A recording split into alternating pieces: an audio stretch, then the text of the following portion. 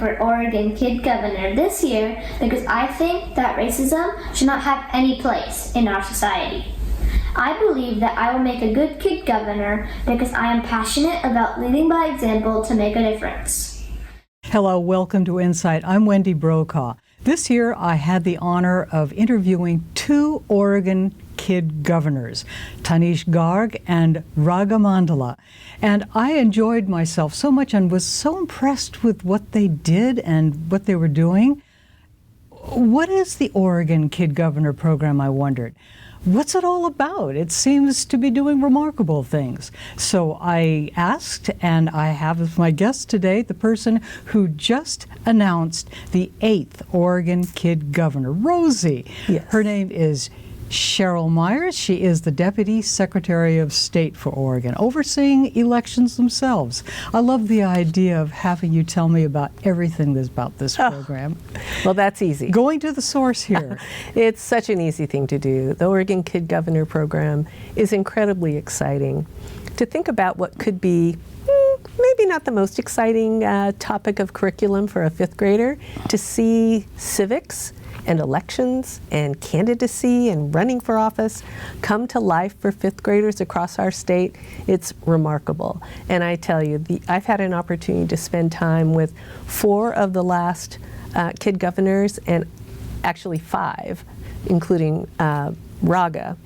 I could not be more impressed. They are just amazing young people, and when I get to spend time around youth like this, it makes me feel incredibly confident and hopeful for our future.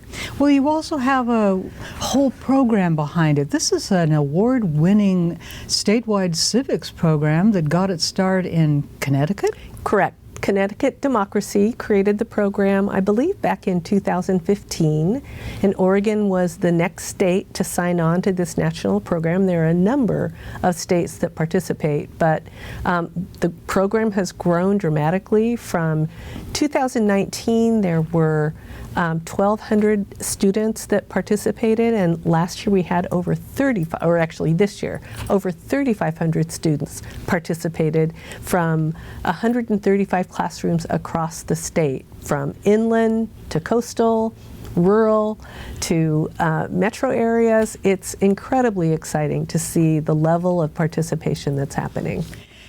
I like the fact that it coincides with the actual election. That's on purpose. It is. It's absolutely on purpose. And in 5th grade, you know, they're learning about how government works.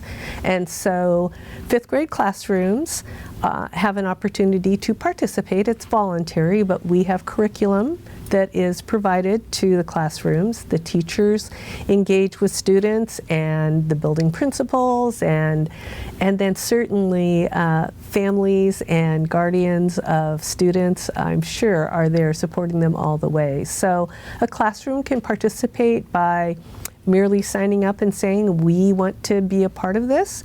And then you have some special students that step up and say, I think I want to be a candidate. I have an idea. So they, first of all, they create a video, and the video will describe why they think they should be kid governor. They have an opportunity to list some of their leadership skills and talents, and then they pick a platform, a community concern that they are going to run on, and they create a 3-point plan.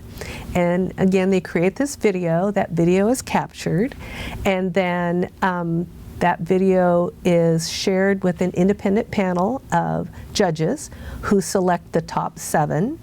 I think we had 22 candidates. And I'm glad I wasn't on that panel. It would have been very difficult to choose, but they chose very wisely. We had 7 wonderful candidates, and from that, those 7 candidate videos are shown to all 135 classrooms. Those classrooms do their research, they look at the platforms and the issues and the candidate, and then all of those 3,500 students cast their own individual vote for who they thought should be kid governor. So out of that, the top candidate is selected as the kid governor to serve a 1-year term. The other 6 candidates serve as the kid governor's cabinet for the next year. A cabinet. Why is that? Well, they each have their own platform. So together, the 7 of them work not only on the Kid Governor's platform, but all of their platforms to move their issues along. And whether it's doing things within their own community, whether it's connecting, I know that they usually have an opportunity to not only speak with electeds here in Oregon, they have an opportunity to, you've had a chance to visit with a couple of kid governors and you've seen the different interesting and unique ways that they want to move their platform forward. But they also, I know I participated in a video call with Oregon Kid Governor and their cabinet with other kid governors across the United States. And they were able to share their experiences and how their work is going and how they're enjoying their service. Amazing. Was that a first? I don't think so. I think they try to get them together, and it's really so wonderful to be able to see them engage with each other. I mean, I think about what I was doing in 5th grade. I certainly wasn't thinking about how to solve climate change or how to raise awareness about mental health issues in youth.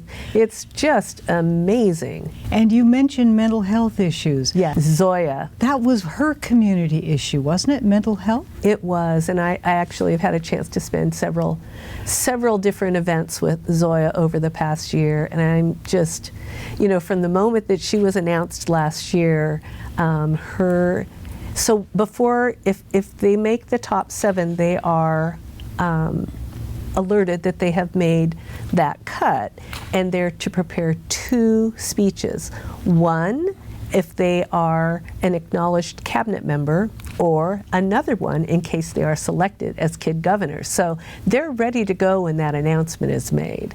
And to watch the enthusiasm, of all the kid governors I've had a chance to see, but their student peers, they are over the moon excited for them and clearly very supportive.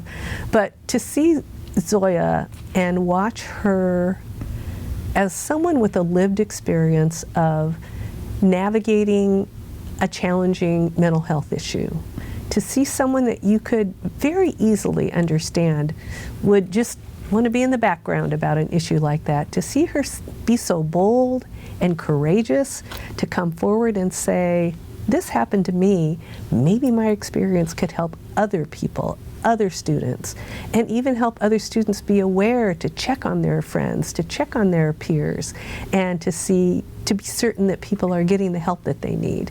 So that bravery and that courage to be able to step up and say, to be so vulnerable. The cameraman, the day that surprise announcement was made at Zoya's school, the cameraman said, she speaks better than a lot of people I interview that are adults. And if you watch her video, you'll see that for yourself. I watched Raga's and Tanisha's videos, and I could not believe that such exceptionally polished work was coming from 5th graders. I had to update my files on what 5th graders are capable of doing. and they told me, yes, 5th graders are absolutely up to the job and they can do the work required. 5th graders, you should know them. Well, it's really interesting because actually I think all of the kid governors that I have met have said that they are naturally shy. What? Exactly. Isn't that interesting? That is. And that after having spent time in their term, they have all stated that it was a tremendous growth experience for them to be able to be speaking in public and speaking with elected officials, the governor and U.S. senators and U.S. Congress people. I mean, they're just, and their parents too have said, I was so shocked when they said they wanted to do this. And really? To see their growth, it's just incredibly inspiring. What are you hearing from parents of these kid governors? Oh, they're clearly and reasonably so so very proud of their students, of their children, and they have every right to be. And certainly you can see that they are supportive. But Rosie, the current Kid Governor, her parents said, we didn't do anything. She did all this by herself. So, you know, there's a varying level of involvement and engagement. I think it's as unique as the Kid Governor is. There must be some travel involved with this. How do kids, frankly, find the funds to come to the state capitol or go where they need to go? Certainly. We were very happy to partner with, you know, as we were expanding the program, we were a little concerned about, you know, if a youth from the far corners of the state were selected, that they would be able to, we didn't want that to be a burden for them to be able to travel, because they do come to the state capitol and they are inaugurated and sworn in by a Chief Justice or a retired Chief Justice, and it's really very exciting. But the Capitol Foundation has provided a small grant funding to ensure that no student, that's not a barrier for students to participate. Well, I'm glad the Oregon State Capitol Foundation stepped up to that. They do it again. Tell us what, as soon as they've been sworn in, I love the video that I saw of that, and it's a rather impressive ceremony. It is. It's taken very seriously, and then they give an inaugural address. Yes. Yes. Well, they're an elected politician now. They'll need. I'm sure that they've done their own homework to see past governors, and you know, the videos that are available. That we don't take them down, we leave them up, and there's a reason for that, to allow students to do research. But they did this because they want to have impact, and so they have very impassioned inaugural addresses, and they have plans, and again, they have this wonderful cabinet that they have an opportunity to work with, not only on their issues, but the concerns, community concerns that their cabinet members also have. Some of the community issues, they varied all over the lot. They've chosen bullying, they've chosen environmental issues. Racism, it's homelessness. They've chosen pretty big topics, but back to your point, fifth graders, there's a lot there. Well, how do you help them? What resources do you offer them? Well, there's curriculum that is provided to the classroom teacher, and so it's very independent.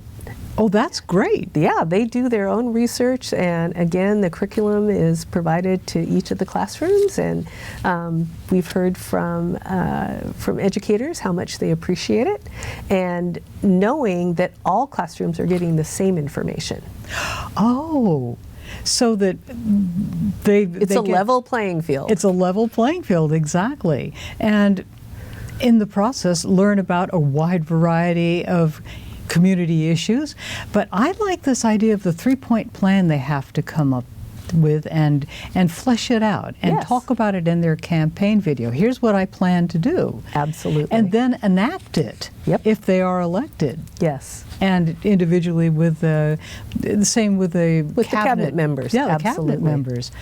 Oh my goodness. It's really, it's a very exciting thing to see. And again, I think that ability to bring community engagement, bringing community concerns, things that you're passionate about in fifth grade, to bring that to light and to infuse and perhaps spark a fire that is, you know, we don't create that in an individual. It's there, but this can spark it. And you talked recently, you said, with Braga, and she was Oregon Kid Governor of 2020. Correct.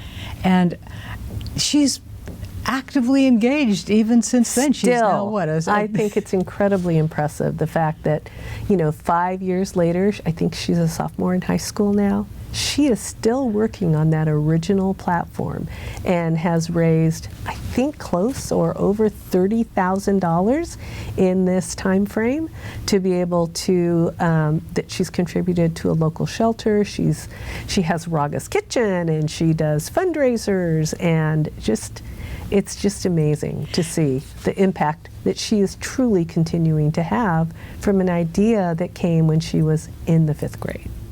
Does this program have a future that you envision for it? Oh, I certainly hope so. I think it would be so sad. So again, as I mentioned, we have definitely grown the program. For the last several years, I have emailed every district superintendent asking them to please ensure, and every building principal, to ensure that their 4th grade teachers, before the school year is over, that their 5th grade school teachers are aware of the Kid Governor program and the availability of the curriculum, the availability to participate, so that as they're creating lesson plans over the summer, that they can be prepared and ready to participate if they so choose the following fall, because that's when things ramp up. They ramp up pretty fast because the election would be in November. So school starts, and so they have to plan ahead of time. What do teachers tell you about how they help the students, perhaps with the issues of going on camera and of being a public speaker, because they know that if they are elected, they will be speaking, they will be making presentations? Well, I have actually not spoken to any educators personally, but the thing that I see in seeing the successful candidates, it's a passion that they have. And I think when you are focused on something you believe in, it supersedes the rest of the fears. Doesn't mean the fears don't exist, but their passion overcomes that. Have any lawmakers spoken to you about their reaction to talking with the Kid Governor and their cabinet? Oh, the feedback that we have gotten is that it is one of the most exciting conversations that they will have had that day or that week or that month. And as I was saying, you just spend, you spend any time with these amazing youth and you are inspired. And I know for me, it truly makes me hopeful that our future is going to be in good hands. Leadership skills, that's what's being taught to them as well. Well, leadership skills, and also having the courage to stand on your principles and to stand on your passion and to be able to share something that you believe can make your world, your community, a better place. When they do their own research into their topics, they are always having to keep in mind that this has to lead to a 3-point plan that I can work with. They know the criteria. And the important thing about that is that I was hearing from both Tanish and Raga that this is helpful in any number of other ways. Certainly. Does that ring true? It's truly a project. So with a project, you have to create the end in mind and create a backwards plan and create the strategies and create the talking points. So yes, and I've heard from parents too that this has helped their child think more about an end in mind and how you develop a plan going forward. And that gives you the confidence to see this might work, this might not work, and actually look at perhaps ways that it can't work and then work to say, well, I can see how I could work around that, or the way adults do. Oh, it was hilarious. I was talking with Zoya, and she said before she did her video, she was during playground. She was on the playground asking students, testing out pitches, testing out ideas. What do you think of this? How did that land? It was What's your take on that? Exactly. Does that sound, yeah. No, really. Really. And I thought, well, that's just brilliant. To other 5th graders. Yes. That's marvelous. Who obviously had to respond. Yeah, well, they had They had a lot of, and I think that's a part of why you see the enthusiasm of the classmates when the announcement is made. They know this person, they have been cheering this person on, they're maybe engaged in a conversation, they know what their 3-point plan is, they've seen it all develop. So whether you are the candidate or whether you are someone who has supported a candidate, I think that's also a really interesting concept to introduce to 5th graders. Is maybe you don't want to be the person out front, but maybe you can be a part of supporting that person that you think has a great idea. And since all the students in the class are learning this at the same time, level playing field, there's a sense that no one's contribution is overlooked. No, absolutely not. And including again, objecting to an idea, perhaps. Right, or raising helping someone hone that message that they're, like Zoya was saying. I just think it's so lovely. But that advocacy can happen in many ways. And I think this is also an element that's happening within the Kid Governor program for 5th graders, that you can help in a lot of ways. I want to share one of these candidate videos. I want to share Rosie's. Want to take a look? Absolutely. We talked about the video. Let's look at one. Sounds great. Hi, my name is Rosie, and I want to be Oregon's next Kid Governor because climate change is affecting our community, and I think I can make a change because I'm a good public speaker, I care for others, and I'm a hard worker. My issue is climate change in our community. Higher and lower temperatures from heat waves and ice storms not only have reduced and will continue to reduce the quality and the yields of crops by decreasing water supplies, especially groundwater supply in Oregon, and the spreading of disease and insect infestations of plants. But also, the amount of wildfires has increased in Oregon because the total area of land burned by wildfire each year has increased significantly in Oregon over the past 35 years. Climate change is a big issue for our health because the extreme heat is the leading cause for weather-related deaths in the United States. The biggest contributors to climate change are coal, oil, and gas that are responsible for 75% of the global greenhouse gas emissions and nearly 90% of all carbon emissions. My plan is to act. The A in ACT stands for Act in Your Home. This means composting, because when food is wasted and it goes to a landfill, it rots away and produces greenhouse gas called methane. About 6 to 8% of all human-caused greenhouse gas emissions could be reduced if we stopped wasting our food. Other ways we can save energy are riding your bike or walking to places so you don't have to use a car. I believe if we work together, we can stop wasting food, energy, and fossil fuels by making compost bins in our homes that we can put our food scraps in, and 2, instead of driving, we could walk or ride a bike to reduce the amount of fossil fuels we use in our daily lives. The C in ACT stands for having class meetings. Having a class meeting would look like seeing what you can do in your classroom to reduce the amount of energy you use. We could do this by balancing out the amount of paper and screens used in our classroom so it's a balance. T in ACT stands for taking time to share your knowledge about climate change. This means that if you take the time to share your knowledge in your community, then people would start acting in their homes and then telling people, and it's a cycle that goes round and round and round and gets people aware about climate change. An example of this could be making a poster and putting it up for people to see about climate change. If I become the Kid Governor, I promise to work with you to make Oregon a better place. A vote for Rosie is a vote for a better, cleaner community. That's fantastic. Good on her. Absolutely. But I have to ask, these videos, the ones that I've seen look so polished, they're graphics, they're wonderfully presented and edited. Who does that? And is that a level playing field too? You know, I'm not sure, but with the advent and the transformation in smartphones, I think most of them are being done on a smartphone and then edited later.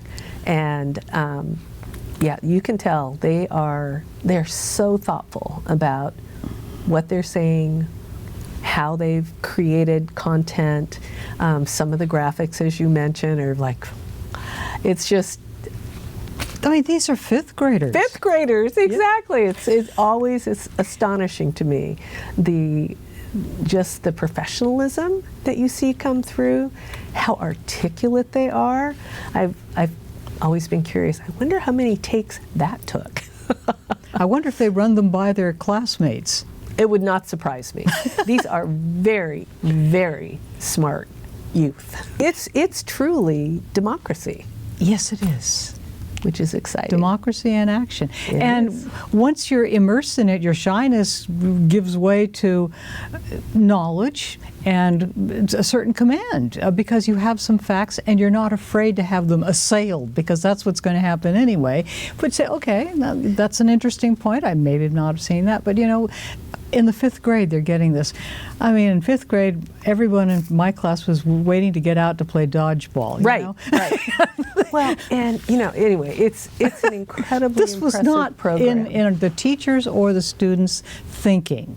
Well, and that's why, I mean, when I send those emails out to each of the building principals and asking the district superintendents to support it and to share the information, it's because it can be life-changing. Whether it's someone, a fifth grader that sees the election come alive, just even that, and understands there is my vote counts. You know, so many of just the learning part of it, but then these students that step up and do more, it's incredible to see where this can go. And every single kid governor that I have met has said, or their parents have said, or their teacher has said, you know, this is not the most outgoing person in the class. This is someone that tends to be shyer, but sort of that still waters run deep. You know, there's something in there that they are passionate about. Having had an opportunity to really meet these candidates, the cabinet members. The cabinet members are also pretty amazing, and then the kid governors themselves. I mean, they take this very seriously, and really what I see are future leaders. And because Raga is the longest standing kid governor that I've had a chance to spend a lot of time with, it's so clear that Kid Governor was not the end, it was just the beginning. And I can see that in each one of them, that they are likely going to go on, and I plan to keep in touch so that I can watch their trajectory, because they truly are future leaders. Well, we are going to be following the kid governors, and I want to share that with all of our viewers, that we want to follow this year from year. Wonderful. Well, perhaps you can come to the next inauguration. Count on it. That would be wonderful. We'd love that. I will be there as well. How do people learn more about the Kid Governor program? Go to or.kidgovernor.org. And you can see tons and tons of video, find out more about the background of Kid Governor, find out more about these amazing youth, the process. Yeah, it's all right there. I look forward to seeing more Kid Governor activity and sharing it with our InSight viewers. Truly, truly my pleasure. I am such a fan of Kid Governor, as you can probably tell. Yes, I do. Well, thank you for joining me today on InSight. And thank you for joining us today on InSight. I'm Wendy Brokaw. Lastly, the T stands for Take Action. I am planning to organize food sales with different cultural foods to celebrate our differences. This will also help in fundraising to donate to organizations who help in the cause. And not just that, I will also write letters and talk to our legislators to bring about meaningful change. Racism can only separate, but kindness can heal.